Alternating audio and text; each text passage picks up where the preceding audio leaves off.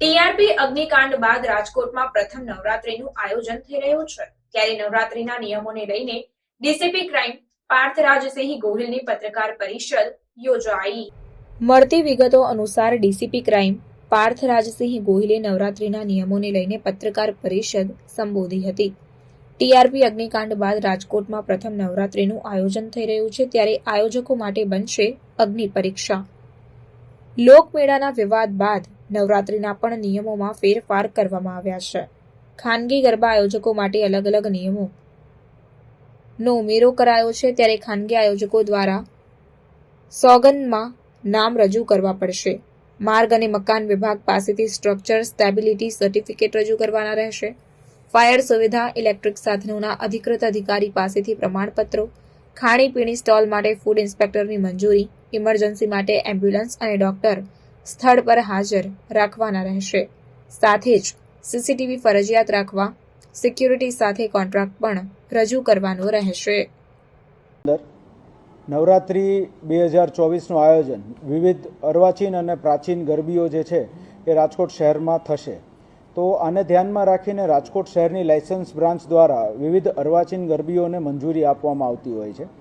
આ અરજીઓ જે કરવામાં આવે છે અરજદારો દ્વારા મંજૂરીની, તેની અંદર એક ફોર્મ આખું પ્રિસ્ક્રાઇબ કરવામાં આવ્યું છે।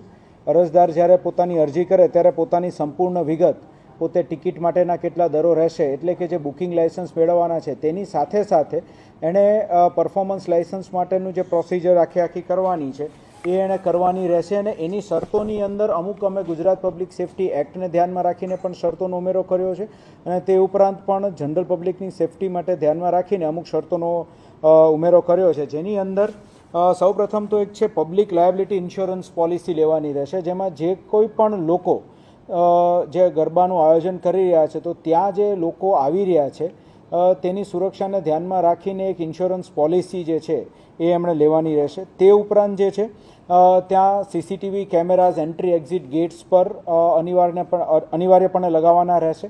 સિક્યુરિટી એજન્સીઝ જે છે તેની સંપૂર્ણ વિગત પોલીસને આપવાની રહેશે। તે ઉપરાંત જે અલગ અલગ માહિતી જે આપણે તે લોકો પાસેથી મગાવી છે તેની અંદર ફાયર એનઓસી જે છે એ ફાયર એનઓસી તે લોકોએ મેળવીને જમા કરાવવાનું રહેશે। વિદ્યુત નિરીક્ષકનું ઇલેક્ટ્રિકલ ફિટિંગ અંગેનું જે સર્ટિફિકેટ છે તે જમા કરાવવાનું રહેશે।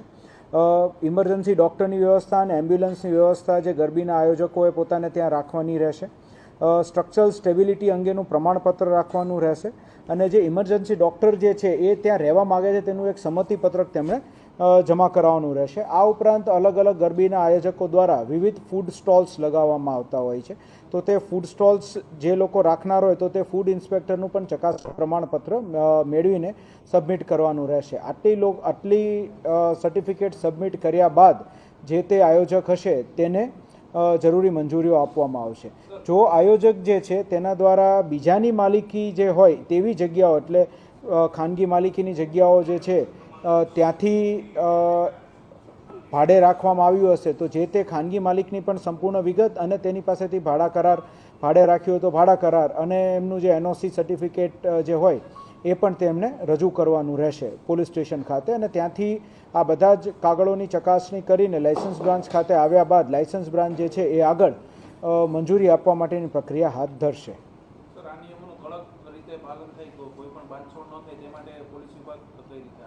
આની અંદર એક સિમ્પલ છે કે કોઈ પણ લાયસન્સની જે મંજૂરી જે છે, લાયસન્સ શાખા દ્વારા કોઈ પણ આયોજનની મંજૂરી છે તે અમે જે વાત કરી એટલા પ્રમાણપત્રો અને અલગ અલગ સર્ટિફિકેટ્સ આવ્યા બાદ જ તેને લાયસન્સ આપવામાં આવશે, એ પહેલાં લાયસન્સ નહીં આપવામાં આવે।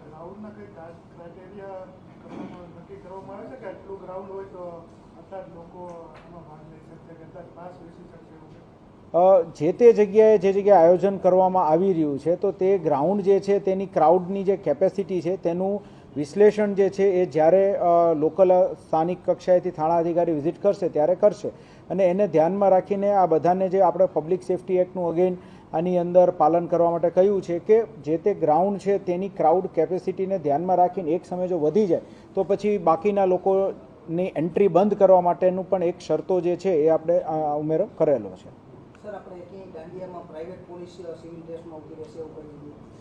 એટલે આ જે એકવાર જે લોકોને મંજૂરી મળશે અને ગરબાનું આયોજન કરશે તો ત્યાં લોકોની સુરક્ષા અર્થે જે છે એ પોલીસ પોતાનું પેટ્રોલિંગ પણ અલગ અલગ વિસ્તારોમાં રાખશે. તે ઉપરાંત શી ટીમ્સ જે છે એ પણ અલગ અલગ ગરબીઓની અંદર પ્રાઇવેટ ડ્રેસીસની અંદર પોતાના અમુક જગ્યાએ જ્યાં જરૂર પડે ત્યાં યુનિફોર્મમાં એ પેટ્રોલિંગને એવું કરતા રહેશે. અને તે ઉપરાંત ક્રાઇમ બ્રાન્ચના લોકો જે છે એ પણ પ્રાઇવેટ ડ્રેસની અંદર અલગ અલગ જગ્યાએ પેટ્રોલિંગ કરતા રહેશે. પ્રાર્થના સંદેશ ન્યૂઝની તમામ લેટેસ્ટ અપડેટ્સ માટે ચેનલને હમણાં જ લાઇક, શેર અને સબસ્ક્રાઇબ કરો.